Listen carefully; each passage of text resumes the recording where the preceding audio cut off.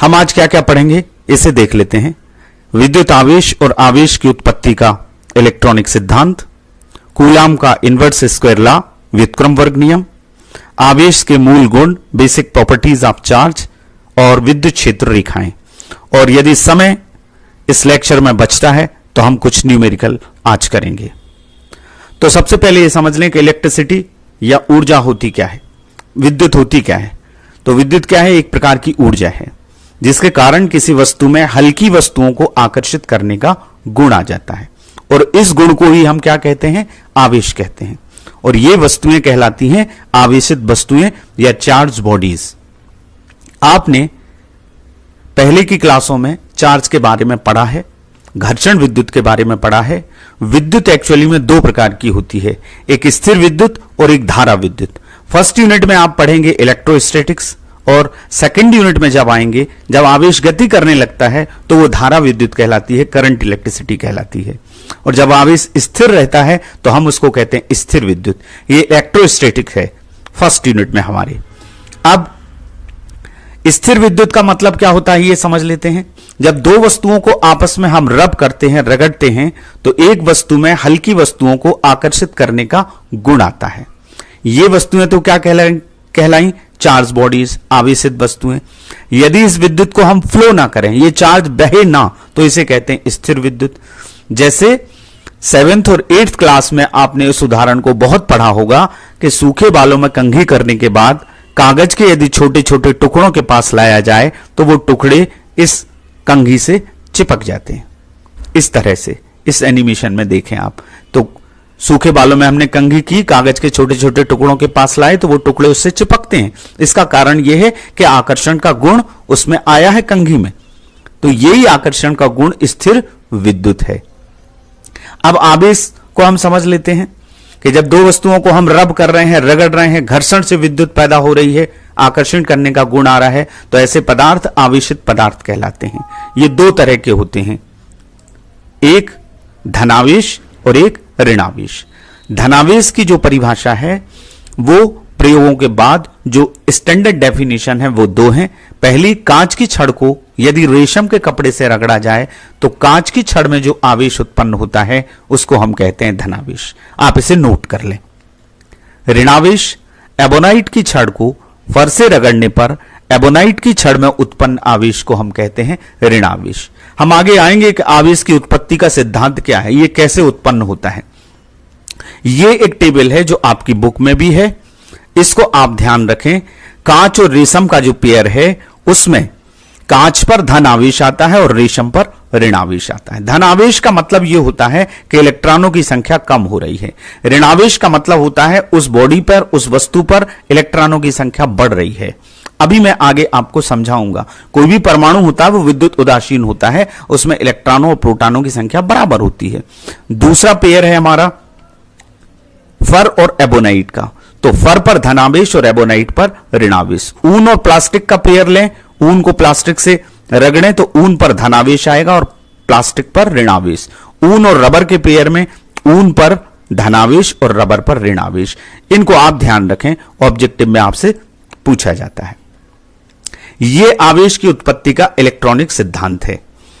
यह देखिए, परमाणु जो है वो विद्युत उदासीन होता है। आपने पढ़ा है परमाणु के सेंट्रल में नाभिक होता है। नाभिक में दो प्रकार के कण होते हैं, न्यूट्रॉन और प्रोटॉन। न्यूट्रॉन पर कोई चार्ज नहीं होता और प्रोटॉन पर धनावेश होता है। इलेक्ट्रॉन ये रिवॉल्व करते हैं अलग अलग कक्षों में इस नाभिक के चारों ओर। जब दो वस्तुओं को रगड़ा जाता है तो एक वस्तु से इलेक्ट्रॉन निकल के दूसरी वस्तु में चले जाते हैं।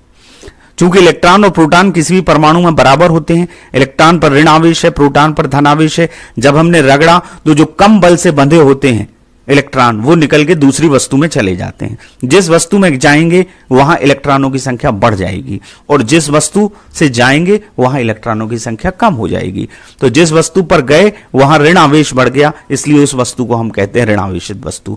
और जिस वस्तु से निकल के गए वहां प्रोटॉन उतने ही रहे, यानी प्रोटॉन धनावेशित है, तो वो कण कहलाता है धनावेशित कण। तो इलेक्ट्रॉनों का बढ़ना ऋणावेश है और इलेक्ट्रॉनों का कम होना उस बॉडी पर धनावेश का उत्पन्न होना है। यह इलेक्ट्रॉन की उत्पत्ति का आवेश की उत्पत्ति का इलेक्ट्रॉनिक सिद्धांत है। अब एक बहुत ही इंपॉर्टेंट नियम की बात करते हैं, कूलम्ब्स लॉ।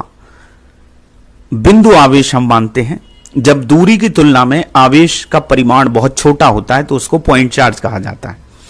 तो दो बिंदु आवेशों के बीच लगने वाले बल के लिए कूलाम ने एक नियम दिया। वो नियम क्या है कि दो बिंदु आवेशों के बीच में लगने वाला आकर्षण या प्रतिकर्षण बल उन आवेशों के परिमाणों के गुणनफल के अनुक्रमानुपाती और उनके बीच की दूरी के वर्ग के व्युत्क्रमानुपाती होता है। ये दो आवेश हैं, आवेश को हम Q उसका संकेत है, ये Q1 है और Q2 है, इन दोनों के बीच की दूरी क्या है, R है। तो नियम क्या कह रहा है, इनके बीच लगने वाला बल इनके परिमाणों के गुणनफल के अनुक्रमानुपाती, परिमाण यानी Q1 और Q2। तो हमारा पहला जो समीकरण बनेगा वो इन दोनों के गुणनफल के अनुक्रमानुपाती, तो F समानुपाती Q1 इंटू Q2। दूसरा हमारा समीकरण बन जाएगा F समानुपाती दूरी के वर्ग के व्युत्क्रमानुपाती। दूरी कितनी है, R है, तो R के वर्ग के व्युत्क्रमानुपाती। ये दो इक्वेशन हमारे पास आ गए। हम दोनों इक्वेशन को कंबाइन करेंगे तो समानुपाती वाला क्या आएगा, ऊपर आएगा। तो F समानुपाती Q1 इंटू Q2 और व्युत्क्रमानुपाती वाला नीचे आएगा। फिजिक्स में समानुपाती को हटाने के लिए एक कांस्टेंट यूज किया जाता है, एक नियतांक यूज करते हैं। यहां कई बार के भी यूज किया जाता है, हमने यहां स्मॉल ए लिखा हुआ है, स्मॉल ए यहां कांस्टेंट है, तो बराबर में बदला गया ये समानुपाती। तो हमारा इक्वेशन हो गया F is equal to A Q1 Q2 upon R square. इस ए की वैल्यू अलग अलग माध्यमों में अलग अलग होती है। वायु या निर्वात के लिए सीजीएस सिस्टम में इस कांस्टेंट ए का मान 1 होता है। तो यदि हम ए की जगह 1 रख देंगे तो हमारा इक्वेशन आ जाएगा F equals to Q1 Q2 upon R square, ये स्क्वायर है। और एसआई पद्धति में इसकी वैल्यू होती है, इसको आप ध्यान रखिए, इस कांस्टेंट को 1 upon 4 pi epsilon 0, 1 upon 4 pi epsilon 0। Epsilon 0 वायु या निर्वात की निरपेक्ष विद्युतशीलता कहलाती है। तो इस ए के स्थान पर जब हम इसको रखेंगे तो F इज इक्वल टू आएगा 1 upon 4 pi epsilon 0 Q1 Q2 upon R square. ये एसआई सिस्टम में हमारे कूलाम के नियम का व्यंजक है, इसको आपको ध्यान रखना है और बहुत ही इंपॉर्टेंट प्रश्न है। 1 अपॉन 4 पाई एप्सिलॉन नॉट की वैल्यू होती है 9 इंटू 10 टू द पावर 9। इसको भी आप ध्यान रखिए। यदि हम 9 इंटू 10 टू द पावर 9 इसकी जगह लिखते हैं तो हमारा इक्वेशन कुछ इस तरह से हो जाएगा, F is equal to 9 into 10 to the power 9 Q1 Q2 upon R square newton. Force का मात्रक न्यूटन होता है, इसलिए यहां न्यूटन आएगा। ये जो एप्सिलॉन 0 है इसको वायु या निर्वात की निरपेक्ष विद्युतशीलता कहा जाता है, एब्सोल्यूट परमिटिविटी ऑफ एयर और वैक्यूम, फ्री स्पेस की। और इसकी वैल्यू आपको याद रखना है, ये होती है 8.854 into 10 to the power -12 newton metre square पर कूलाम स्क्वायर। ये दोनों चीजें आपको याद रखना है। 1 अपॉन 4 पाई एप्सिलॉन नॉट की value 9 into 10 to the power 9, epsilon 0 की value 8.854 into 10 to the power -12 newton metre square पर कूलाम स्क्वायर। क्लियर है। विद्युत आवेश, आवेश दो तरह का होता है, एक धनावेश और एक ऋणावेश। प्लस Q से हम डिनोट करते हैं धनावेश को और माइनस Q से डिनोट करते हैं ऋणावेश को। साथ ही आपने कूलाम का नियम पढ़ा है, दो बिंदु आवेश के बीच लगने वाले बल के लिए कूलाम के नियम से हम बल निकालते हैं और उसका फार्मूला हमारा आता है ये 1 upon 4 pi epsilon 0 Q1 Q2 upon R square. ये उसका कांस्टेंट है जिसकी value 9 into 10 to the power 9 होती है, 9 गुणित 10 की घात 9। इसकी जगह हम K का यूज भी करते हैं, तो ये आप पहले पढ़ चुके हैं। तो आवेश जो होता है, चार्ज जो होता है, उसके मूल गुण पे हम आज चर्चा करेंगे। वो 3 मूल गुण होते हैं और उन्हीं को हम उसका नियम भी कहते हैं। पहला है आवेश संरक्षण का नियम, कंजर्वेशन ऑफ चार्ज। दूसरा है आवेश का क्वांटीकरण, इसको भी आप पढ़ चुके हैं, लेकिन आज के इस वीडियो में हम इस पर चर्चा करेंगे। और आवेश की योज्यता, एडिटिविटी ऑफ चार्ज, इन 3 बातों पर चर्चा करेंगे। उसके बाद फील्ड लाइंस पे आएंगे। तो सबसे पहले आवेश कंजर्वेशन ऑफ चार्ज को समझ लेते हैं। आपने जब आवेश के कॉन्सेप्ट को पढ़ा तो आपको यह बताया गया घर्षण विद्युत में कि जब कांच की छड़ को रेशम के कपड़े से रगड़ा जाता है तो कांच की छड़ धनावेशित होती है और रेशम का कपड़ा ऋणावेशित होता है। और यह कैसे होता है कि चूंकि परमाणु विद्युत उदासीन होता है, उसमें जितने इलेक्ट्रॉन होते हैं उतने प्रोटॉन होते हैं।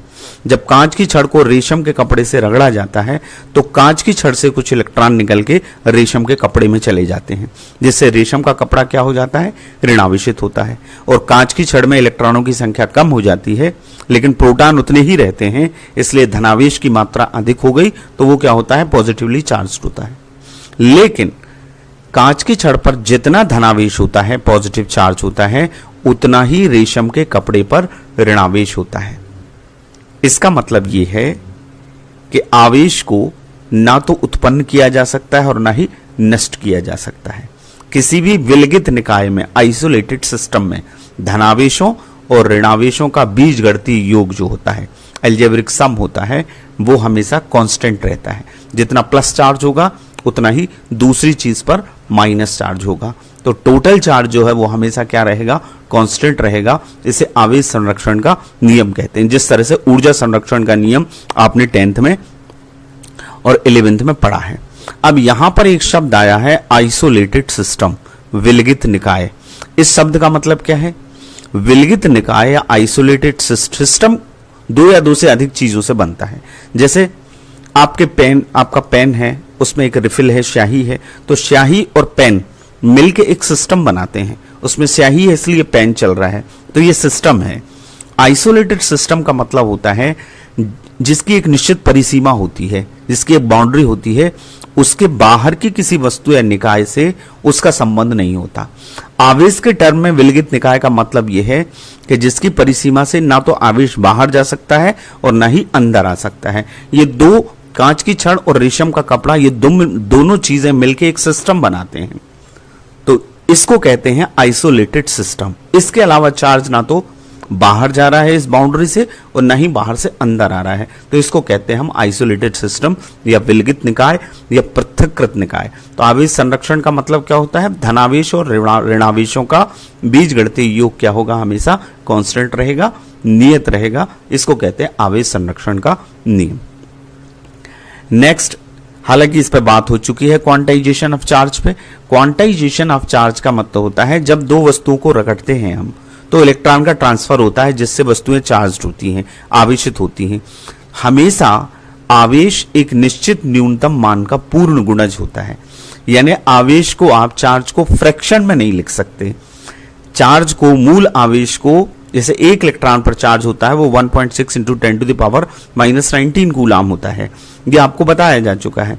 अब ये एक निश्चित संख्या का पूर्ण गुणज होगा, यानी एक वस्तु से फ्रैक्शन में इलेक्ट्रॉन नहीं जाएंगे, पॉइंट में नहीं होगा। 1.5 ई नहीं हो सकता, 1.3 ई नहीं हो सकता, ±1.2 ई नहीं हो सकता। वो या तो ± ई होगा या ±2 ई होगा या ±3 ई होगा। इसको कहते हैं क्वांटाइजेशन ऑफ चार्ज या आवेश की क्वांटम प्रकृति। किसी भी इलेक्ट्रॉन पर जितना आवेश होता है उसी न्यूनतम आवेश को हम क्या कहते हैं? मूल आवेश। मूल आवेश या इलेक्ट्रॉनिक आवेश। और इसकी वैल्यू क्या होती है? Small e is equal to 1.6 × 10⁻⁻19 coulomb. इसको आप नोट कर लें, ये बहुत ही इंपॉर्टेंट है, पूरी यूनिट में यूज होता है। तो स्मॉल ई की वैल्यू क्या है? ये मूल आवेश है, फंडामेंटल चार्ज है, एक इलेक्ट्रॉन पे होता है।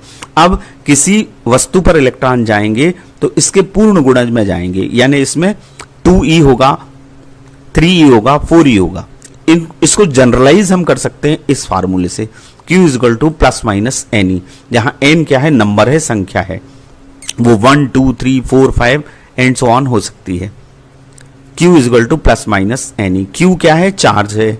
E क्या है? मूल आवेश है, एक इलेक्ट्रॉन पर चार्ज है। N क्या है? संख्या है। इस फार्मूले से हम Q की वैल्यू निकाल सकते हैं, N की वैल्यू निकाल सकते हैं कि कितने इलेक्ट्रॉन ट्रांसफर हुए, धनावेशित वस्तु पर कितने इलेक्ट्रॉन कम हो गए, ऋणावेशित वस्तु पर कितने इलेक्ट्रॉन बढ़ गए। तो n की वैल्यू आप इसे फाइंड आउट कर सकते हैं या आवेश निकाल सकते हैं। न्यूमेरिकल करते समय आपको बहुत काम आएगा।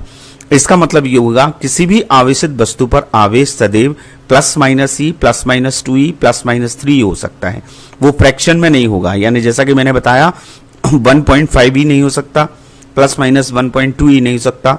इसका सीधा सीधा मतलब ये हुआ कि आवेश को अनिश्चित रूप से विभाजित नहीं किया जा सकता, वो एक निश्चित न्यूनतम मान का पूर्ण गुणज ही होगा। ये जो प्रकृति है, ये जो आवेश का नेचर है, यही कहलाता है आवेश का क्वांटीकरण। ठीक है। नेक्स्ट जो तीसरा हमारा है आवेश का गुण, वो है आवेश की योज्यता। योज्यता माने एडिंग, एडिटिविटी ऑफ चार्जेस। इसका मतलब ये हुआ कि किसी भी पदार्थ में कुल आवेश उसके विभिन्न भागों में उपस्थित समस्त आवेशों के योगफल के बराबर होता है। वैद्युत आवेश इसका मतलब हुआ योज्य होते हैं, प्लस माइनस जोड़ के जो टोटल आएगा वो सीधा सीधा जुड़ेगा। कैसे जुड़ेगा, हम एक एग्जाम्पल से उसको देखेंगे कि जैसे यदि किसी पदार्थ के विभिन्न भागों पर चार्ज कितने हैं, आवेश Q1, Q2 और Q3 आवेश हैं, तो उस पर जो टोटल चार्ज आएगा वो इनके सम के बराबर आएगा, इनके टोटल के बराबर आएगा। यानी Q इक्वल टू आएगा Q1 plus Q2 plus Q3 and so on. अब इसको हम देख लेते हैं एक प्रश्न से। मान लीजिए किसी सिस्टम में plus E, minus 3E, 5E और माइनस 7E आवेश हैं। प्लस का मतलब ये प्रोटॉन पे चार्ज है, माइनस का मतलब ये इलेक्ट्रॉन पे चार्ज है। तो positive charge E, minus E, 5E और माइनस 7E है। टोटल चार्ज हमको निकालना है, तो सीधा सीधा इस फार्मूले का हम यूज करेंगे, जोड़ लेंगे, यही योज्यता है। कुल आवेश क्या आएगा, Q इक्वल टू कितने आवेश हैं, 1 2 3 4, तो Q equal to Q1 plus Q2 plus Q3 plus Q4, यानी हमारा टोटल चार्ज आएगा Q equal to E plus ये minus 3E plus 5E plus 7E। तो इसका मतलब ये हुआ माइनस में ये 10 हो गए और 5E plus 6, 5E plus E क्या हो गया, 6 हो गया, माइनस 10 में से 6 जाएगा तो माइनस 4E। तो चार्ज कितना आएगा, Q equal to minus 4E। इसका मतलब योज्यता का मतलब होता है एडिशन, सीधा सीधा आवेश चिन्ह के साथ जुड़ता है। तो वैद्युत आवेश कैसे होते हैं, योज्य होते हैं, जुड़ जाते हैं। तो ये आवेश की योज्यता का सिद्धांत है। अब हम बात करेंगे एक बहुत ही important concept electric field lines की। देखिए, पहले आपने विद्युत क्षेत्र की तीव्रता के बारे में पढ़ लिया है।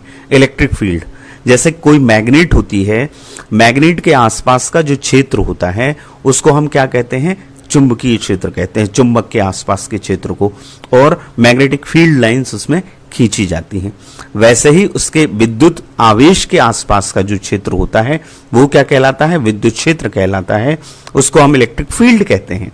और उसकी इंटेंसिटी के बारे में हमने पढ़ा कि यदि किसी आवेश के विद्युत क्षेत्र में कोई आवेश Q है, प्लस Q है, उसमें कोई एकांक परीक्षण धन आवेश टेस्ट चार्ज रखा हुआ है Q0, उस पर जितना फोर्स अप्लाई होगा, कूलम्ब्स लॉ में हमने पढ़ा है, कूलॉम के नियम में ये पढ़ा है कि दो बिंदु आवेशों के बीच में लगने वाला आकर्षण या प्रतिकर्षण बल उन आवेशों के गुणनफल के परिमाणों के गुणनफल के अनुक्रमानुपाती और उनके बीच की दूरी के वर्ग के व्युत्क्रमानुपाती होता है। इसका मतलब ये है कि किसी चार्ज के इलेक्ट्रिक फील्ड में हम अनदर चार्ज रख रहे हैं, तो वो चार्ज है उस चार्ज पर एक फोर्स अप्लाई करेगा, तो उसी फोर्स को हम क्या कहते हैं, इंटेंसिटी ऑफ इलेक्ट्रिक फील्ड, विद्युत क्षेत्र की तीव्रता। और बिंदु आवेश के कारण जो विद्युत क्षेत्र की तीव्रता निकलती है उसका फार्मूला भी हमने पढ़ा है, वो होता है E equal to 1/4 pi epsilon naught Q upon R square, या हम इस पूरे को K बोल देते हैं, तो E equal to KQ upon R square. ये हमारा फार्मूला होता है 9 × 10⁹ इसकी वैल्यू होती है, पूर्व में आप पढ़ चुके हो। इसका मतलब ये हुआ कि इंटेंसिटी जो है विद्युत क्षेत्र की तीव्रता वो R स्क्वायर के व्युत्क्रमानुपाती होती है, दूरी बढ़ने के साथ तीव्रता घटेगी।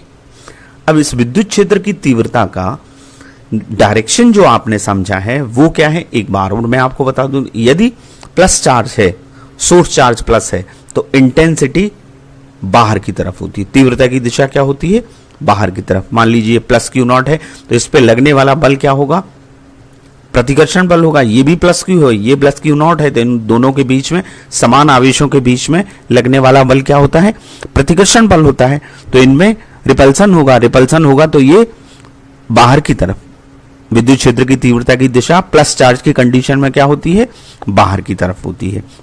धनावेश के कारण विद्युत क्षेत्र E की दिशा क्या होगी, बाहर की तरफ। और ऋणावेश की स्थिति में मान लीजिए Q0 यहां पर रखा हुआ, प्लस Q0, इन दोनों के बीच में क्या होगा, अट्रैक्शन होगा, आकर्षण होगा। ये विपरीत आवेश हैं, ये विजातीय आवेश हैं, ये एक दूसरे को आकर्षित करेंगे, तो विद्युत क्षेत्र की तीव्रता इस पर अंदर की तरफ होगी, तो ध्यान रखिए, धन आवेश के कारण विद्युत क्षेत्र की तीव्रता की दिशा बाहर की तरफ होती है और ऋणावेश के कारण विद्युत क्षेत्र की तीव्रता अंदर की तरफ होती है।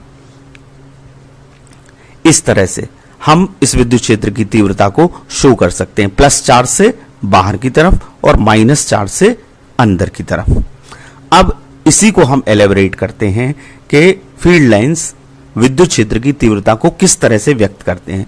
तो फैराडे ने इस कॉन्सेप्ट को सबसे पहले हमें दिया। फैराडे ने इसका एक चित्रात्मक रूप प्रदर्शित करने के लिए यह कॉन्सेप्ट प्रस्तुत की थी। ये काल्पनिक है, लेकिन विद्युत क्षेत्र के बारे में पूरी जानकारी इलेक्ट्रिक फील्ड लाइन से मिल जाती है। इससे परिमाण भी मिलेगा, मैग्नीट्यूड भी मिलेगा और डायरेक्शन भी मिलेगा। इसकी परिभाषा क्या है उसको हम पढ़ेंगे। देखिए, यदि कोई विद्युत क्षेत्र में कोई धनावेश चलने के लिए स्वतंत्र है, फ्री है, तो इस पर क्या होगा, कोई विद्युत क्षेत्र है किसी चार्ज का, उस पर एक धनावेश रखा हुआ है, तो उस पर क्या लगेगा, एक बल लगेगा, कूलम्ब्स लॉ से स्थिर विद्युत बल। और इस बल के कारण वो विद्युत क्षेत्र में क्या करेगा, गति करने लगेगा, या तो रिपल्सिव फोर्स लगेगा या उस पर अट्रैक्शन फोर्स लगेगा। यदि विद्युत बल परिवर्ती है, बदल रहा है, तो धनावेश का पथ क्या होगा, रास्ता क्या होगा, वक्राकार होगा। वो वक्राकार पथ पे गति करेगा। इस पथ को ही क्या कहते हैं, विद्युत क्षेत्र की तीव्रता कहते हैं। यदि कोई चार्ज है और उस चार्ज का एक इलेक्ट्रिक फील्ड है, मान लीजिए यहां एक क्यू चार्ज रखा हुआ है, तो इसका एक इलेक्ट्रिक फील्ड होगा इस तरफ, इसके चारों तरफ। यहां पर कोई क्यू नॉट चार्ज रखा हुआ है, तो इस पर फोर्स लगेगा तो ये मूव करने लगेगा। तो जिस दिशा में ये मूव करेगा, वहां जो लाइंस बनेंगी उनको कहते हैं इलेक्ट्रिक फील्ड लाइंस या विद्युत क्षेत्र रेखाएं। परिभाषा इसकी हम इस लाइन से देंगे। किसी विद्युत क्षेत्र में एकांक धनावेश जिस पथ पर गति करता है, ये यूनिट पॉजिटिव चार्ज जिस रास्ते पर गति करता है, उसको कहते हैं विद्युत क्षेत्र रेखा। या हम कह सकते हैं विद्युत क्षेत्र रेखा किसी भी विद्युत क्षेत्र में खींचा गया वह काल्पनिक स्मूथ कर्व है, निष्कोण वक्र है, जिस पर एक स्वतंत्र एकांक धनावेश गमन कर सकता है, उस पर वो मूव कर सकता है। जहां जहां वो जाएगा वहां यदि हम एक कर्व बनाएंगे तो एक चित्रात्मक चित्र उपस्थित हो जाएगा, वो कहलाएगा इलेक्ट्रिक फील्ड को शो करेगा, वो कहलाता है उसकी विद्युत क्षेत्र रेखाएं। अब इनको हम और आगे समझने का प्रयास करते हैं। ये मैग्नेट है, मैग्नेटिक फील्ड लाइंस आपने पहले पढ़ी हैं 10th में। ये एन पोल होता है, उत्तरी ध्रुव से दक्षिणी ध्रुव तक जाती है और दक्षिणी ध्रुव से उत्तरी ध्रुव तक। तो ये जो है मैग्नेटिक फील्ड लाइंस है, एन से एस की तरफ जा रही हैं, ठीक है। इसी तरह से ये मैग्नेट का, इसको कहते हैं चुंबकीय क्षेत्र रेखाएं। आगे जब 3rd यूनिट आएगी, उसका 2nd चैप्टर आएगा, उसमें और डिटेल में आप पढ़ेंगे, 10th में भी आपने पढ़ा है। और ये इलेक्ट्रिक फील्ड लाइंस है। कोई धनावेश है तो उससे बाहर की तरफ, इस पर एक आसपास यदि यहां कोई पॉजिटिव चार्ज है तो इसमें क्या लगेगा, प्रतिकर्षण बल लगेगा। प्रतिकर्षण बल के कारण ये दूर, धनावेश से दूर गति करेगा। तो जहां जहां ये जाएगा वहां ये जो लाइंस बनाई गई हैं, ये लाइंस जो बाहर की तरफ हैं, वो कहलाती है विद्युत क्षेत्र रेखाएं। अब हम इनके कुछ गुण पे बात करते हैं। विद्युत क्षेत्र रेखाएं, पहला गुण इसका है, इन सबको आप आपकी कॉपी में नोट करिएगा। प्रश्न ये आएगा कि विद्युत क्षेत्र रेखाओं की परिभाषा लिखिए एवं इनके प्रमुख गुण लिखिए, या 3 गुण लिखिए या 4 गुण लिखिए। तो आप इनको अपनी कॉपी में नोट करें। पहला गुण क्या है, विद्युत क्षेत्र रेखाएं धनावेश से प्रारंभ होती हैं और ऋणावेश पर समाप्त हो जाती हैं। कैसे, इस डायग्राम में आप देख रहे हैं, ये धनावेश से शुरू हो रहे हैं। ये एक इलेक्ट्रिक डाइपोल मान लीजिए, विद्युत द्विध्रुव है। विद्युत द्विध्रुव मतलब 2 छोटे आवेश, विपरीत आवेश बहुत अल्प दूरी पर होते हैं, बिंदु आवेश, तो उस सिस्टम को कहते हैं हम इलेक्ट्रिक डाइपोल या विद्युत द्विध्रुव। तो विद्युत द्विध्रुव के कारण ये विद्युत क्षेत्र रेखाएं बताई गई हैं। ये प्लस चार्ज से शुरू होती हैं और माइनस चार्ज पे खत्म हो जाती हैं। ये खुला वक्र बनाती हैं। मैग्नेटिक फील्ड में बंद वक्र होता है। ये प्लस चार्ज से माइनस चार्ज की तरफ जाती हैं। धनावेश यदि होगा तो प्रतिकर्षण होगा, तो ये बाहर निकलेंगी, और यहां धनावेश होगा तो क्या होगा, अट्रैक्शन होगा, तो यहां ये अंदर की तरफ है। तो ये धन से ऋण की तरफ, पहला गुण हुआ। दूसरा गुण क्या है, एकल आवेश की स्थिति में विद्युत क्षेत्र रेखाएं अनंत से प्रारंभ होती हैं किसके लिए? ऋण आवेश के लिए, क्योंकि अंदर की तरफ आएंगी तो इन्फिनिटी से उनको ड्रॉ करेंगे बहुत दूर से, और यह अनंत पर समाप्त होती हैं। यदि धनावेश से निकलेंगी तो बाहर की तरफ निकलेंगी, तो कहां समाप्त होंगी? ये अनंत पर समाप्त हुई। ये पॉजिटिव चार्ज से बाहर की तरफ निकल रही हैं, ये इलेक्ट्रिक फील्ड, ध्यान रखिएगा, पॉजिटिव चार्ज से बाहर की तरफ और नेगेटिव चार्ज से इलेक्ट्रिक फील्ड लाइंस कहां होती हैं? अंदर की तरफ होती हैं। ये हमारा दूसरा गुण, ये सिंगल चार्ज की कंडीशन में। तीसरा गुण इसका क्या है? ये बहुत महत्वपूर्ण गुण है। अब यदि परिणामी विद्युत क्षेत्र की तीव्रता की दिशा निकालना है तो इन पे क्या करना पड़ता है? एक ड्रॉ करनी पड़ती है टेंजेंट, स्पर्श रेखा। तो यहां पर ये प्लस से माइनस की तरफ जा रहे हैं। यदि हम यहां इस बिंदु पर डायरेक्शन निकालना चाहते हैं, इलेक्ट्रिक फील्ड का, विद्युत क्षेत्र की तीव्रता की दिशा निकालना चाहते हैं, तो हमें एक स्पर्श रेखा यहां खींचनी पड़ेगी। स्पर्श रेखा की जो दिशा होगी वही परिणामी विद्युत क्षेत्र की तीव्रता की दिशा होगी। इस पॉइंट पे निकालना है तो तीव्रता की दिशा ये होगी, इस पॉइंट पे निकालना है तो तीव्रता की दिशा ऐसी होगी, यहां होती, यहां इस पॉइंट पे निकालना है तो तीव्रता की दिशा ये होगी। ये स्पर्श रेखा यदि खींचते हैं तो वो स्पर्श रेखा जिस दिशा में खींची गई है वो तीव्रता की दिशा को, रिजल्टेंट इलेक्ट्रिक फील्ड के डायरेक्शन को शो करती है। ये तीसरा हुआ। चौथा, दो क्षेत्र रेखाएं, विद्युत क्षेत्र रेखाएं एक दूसरे को कभी काटती नहीं है, इंटरसेक्ट नहीं करती। अब ये लघुत्तरीय प्रश्नों में भी आता है कि क्यों नहीं काटती। उसका कारण ये है कि यदि दो फील्ड लाइंस एक दूसरे को इंटरसेक्ट करेंगी तो यहां पर दो स्पर्श रेखाएं खींची जा सकती हैं, और दो स्पर्श रेखाएं परिणामी विद्युत क्षेत्र की दो दिशाओं को व्यक्त करेंगी, और विद्युत क्षेत्र की दो दिशा कभी नहीं होती, कभी संभव नहीं है, एक ही डायरेक्शन में होगा। तो ये इस प्रश्न का उत्तर है। कारण क्या है कि यदि ये मान लिया जाए कि दो क्षेत्र रेखाएं एक दूसरे को काटती हैं तो इनके प्रतिच्छेद बिंदु पर यहां पर दो टेंजेंट खींचेंगी, दो स्पर्श रेखाएं खींची जा सकती हैं जो विद्युत क्षेत्र की दो दिशाओं को प्रदर्शित करेंगी, जबकि विद्युत क्षेत्र की दो दिशाएं संभव नहीं हैं। इसलिए दो क्षेत्र रेखाएं एक दूसरे को कभी नहीं काटती, ये आपको याद रखना है। ना तो चुंबकीय क्षेत्र रेखाएं एक दूसरे को काटती, ना ही विद्युत क्षेत्र रेखाएं। उसके पीछे कारण ये है कि यदि ये काटेंगी तो दो दिशाएं हो जाएंगी, दो स्पर्श रेखाएं खींचेंगी और उनकी दो डायरेक्शन हो जाएंगी, और इलेक्ट्रिक फील्ड की दो डायरेक्शन नहीं होती, इसलिए ये एक दूसरे को कभी नहीं काटती। एक और बात मैं बता दूं, ये जो पूरी कॉन्सेप्ट है ये विद्युत क्षेत्र को समझने के लिए बनाई गई है, फैराडे के द्वारा सबसे पहले दी गई थी, बाद में और लोगों ने इसमें संशोधन किया।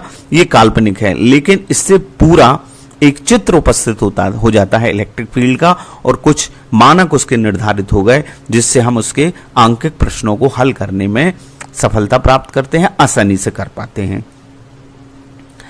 पांचवा गुण है, जहां पर प्रबल विद्युत क्षेत्र होगा वहां रेखाएं सघन होगी। जैसे आपने धनावेश से बाहर की तरफ निकाली तो जो धनावेश बिल्कुल नीचे की तरफ होंगी वो पास पास होंगी, वहां इलेक्ट्रिक फील्ड ज्यादा होगा।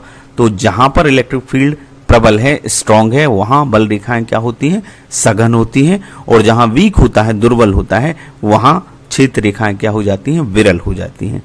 छठवां इसका गुण है, विद्युत क्षेत्र रेखाएं किसी चालक के पृष्ठ के लंबवत होती हैं, परपेंडिकुलर होती हैं। सातवां, विद्युत क्षेत्र रेखाएं किसी चालक के अंदर से होकर नहीं गुजरती, अंदर से नहीं जाती, इसलिए चालक के अंदर विद्युत क्षेत्र कैसा होता है? जीरो होता है। चुंबकीय क्षेत्र रेखाएं अंदर से जाती हैं, वो बंद वक्र बनाती हैं, और इनका क्या होता है? खुला वक्र होता है, ये अंदर से नहीं जाती, इसलिए चालक के अंदर इलेक्ट्रिक फील्ड क्या होता है? जीरो होता है। तो ये गुण आपको याद रखना है। अब हम बात कर लें एक समान विद्युत क्षेत्र और असमान विद्युत क्षेत्र की। जिस क्षेत्र में बल रेखाएं एक दूसरे के समानांतर होती हैं और समदूरस्थ होती हैं, प्रत्येक बिंदु पर ऐसा विद्युत क्षेत्र जिसके प्रत्येक बिंदु पर विद्युत क्षेत्र की तीव्रता परिमाण और दिशा में समान हो, जिसका मैग्नीट्यूड भी समान हो और डायरेक्शन भी समान हो, वो क्या कहलाता है? एक समान विद्युत क्षेत्र, यूनिफॉर्म इलेक्ट्रिक फील्ड। और इसमें जो विद्युत क्षेत्र रेखाएं होती हैं वो समानांतर होती हैं, पैरेलल होती हैं। जैसे एक समानांतर प्लेट संधारित्र हो, कैपेसिटर हो, तो उसके अंदर जो बल रेखाएं खींचेंगी वो समानांतर होगी। और वो विद्युत क्षेत्र जिनके अलग अलग बिंदुओं पर विद्युत क्षेत्र की तीव्रता अलग अलग होती है, डायरेक्शन भी अलग अलग होता है, तो उसको क्या कहते हैं? असमान विद्युत क्षेत्र कहते हैं। ये यूनिफॉर्म इलेक्ट्रिक फील्ड है, ये देखिए बराबर दूरी है, ये समदूरस्थ होती हैं। समदूरस्थ माने समान दूरी पर होती हैं और एक दूसरे के समानांतर होती हैं। इससे ये पता चलता है कि ये एक समान विद्युत क्षेत्र है। और यदि ये समान नहीं है, ये देखिए असमान है बल रेखाएं, क्षेत्र रेखाएं, तो ये क्या कहलाता है? नॉन यूनिफॉर्म इलेक्ट्रिक फील्ड या असमान विद्युत क्षेत्र। अब हम कुछ न्यूमेरिकल पे बात कर लेते हैं। आपने जब इस चैप्टर की शुरुआत हुई तो आपने अभी क्वांटाइजेशन में पढ़ा मूल आवेश का मान कितना होता है, इसको आप याद रखिएगा। 1.6 इंटू 10⁻⁻19 कूलाम। कूलाम आवेश का मात्रक है और एक इलेक्ट्रॉन पर जो आवेश होता है उसी को हम क्या कहते हैं? मूल आवेश। इसका मान कितना है? 1.6 इंटू 10⁻⁻19 कूलाम। अब एक प्रश्न और है कि एक कूलाम आवेश में इलेक्ट्रॉनों की संख्या कितनी होती है? ये ऑब्जेक्टिव में भी आता है, लेकिन हम इसको निकाल के देखेंगे। 6.25 इंटू 10⁻18 होता है। हमारा भी क्वांटाइजेशन में फार्मूला क्या आया? क्वांटीकरण में Q is equal to NE। N क्या है? जहां संख्या है। E क्या है? ये वैल्यू है E की, और Q आवेश है। हमें ये नंबर निकालना है, N निकालना है। तो N यदि निकालना है तो N बराबर क्या होगा? Q upon E। E का पक्षांतर हो जाएगा। अब Q की वैल्यू कितनी है? 1 है। एक कूलाम आवेश में पूछी है, 1 आ गया। E की वैल्यू कितनी है? 1.6 इंटू 10⁻⁻19। हमने इस पॉइंट को हटाया तो यहां क्या करा? 0 बढ़ा दिया, तो ये 10 हो गया और ये हो गया 10⁻19। ये पावर में है 19 हो गया और ये पॉइंट हट गया तो 16 आ गया। अब इसमें से एक 0 हमने ले लिया तो ये 100 हो गया, काटने के लिए इजी हो गया। ये जब एक 0 यहां शिफ्ट हो गया तो ये क्या हो गया? 10⁻18। ये पावर में है 18।